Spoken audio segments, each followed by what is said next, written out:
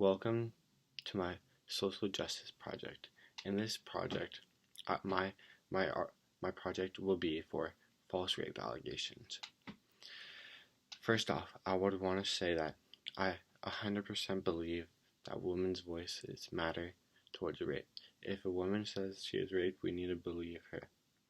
But as an athlete, there has been multiple occasions where women have stated that the men have raped her, while in the meantime, that is false and it has ruined a man's career. As an athlete myself, I don't want to have this happen to me. So in this project, I will be talking about the benefits and the negatives about having a crime against false rape allegations. A bill that I would want passed is a false rape allegation crime. The reason I want this is because as an athlete, I've seen this multiple times where a woman has stated rape when actually it was not. In this bill, I would want women to be put in jail for the times that the men lost, as well as a fund to go in for the male to gain money to get back on his feet and get back to where he once was. In this bill, it would allow for a better connection with the society and lead to a safer community. In this example, I'm going to be talking about a false rape allegation where in 1998 there was a trial of Oliver Jankovic and a student at Columbia University and a student at Barnard College. Oliver had been talking to this female for close to 6 months, it stated, and they went for their first date in November of 1996. The day was going well. Then they went back to Oliver's apartment, where it was stated that the Barnard student said that she was forcibly held for 20 hours, tortured, and abused. Then she was finally let go, and Oliver was arrested for rape.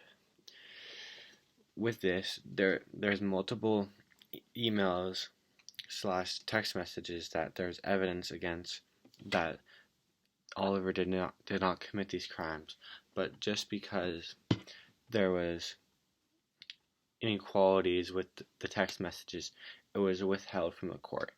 With this, the Barnard student claimed that she wasn't raped in those, but because there was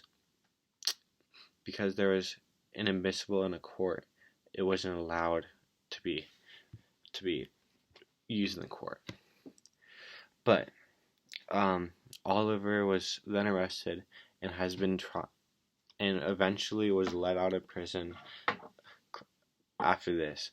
But this is an example of a false rape allegation that has turned to ruin a male's life. For an objection, this quote was taken down. Victims do not report sexual assaults or rapes. This makes it challenging to know many sexual assaults / rapes happen each year. The Department of Justice has stated that rape is among the least reported types of violent crimes. With this, victims may not report rape if they feel unsure if the assault against them qualifies as rape. This is especially true if a person committed the assault was a romantic partner or a spouse. Some victims may feel ashamed and do not want others to know what happened to them. Victims may also fear that the person who committed these assaults will return to punish them. This goes against my example, because if they believe that it may not be correct, the other person may think the same thing.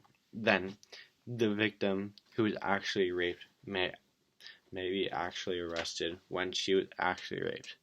So the bill that I would be talking about would totally go against this, because they don't want the victim who actually was raped to be thrown in jail for a false rape, but it was actually a rape.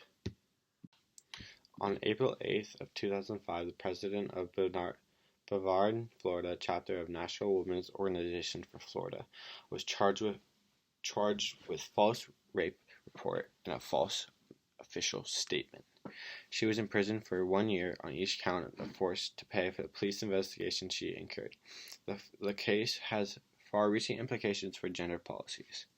This is true because with this, women with real rape allegations need to have their voice heard, and this is an example of getting their voice not heard.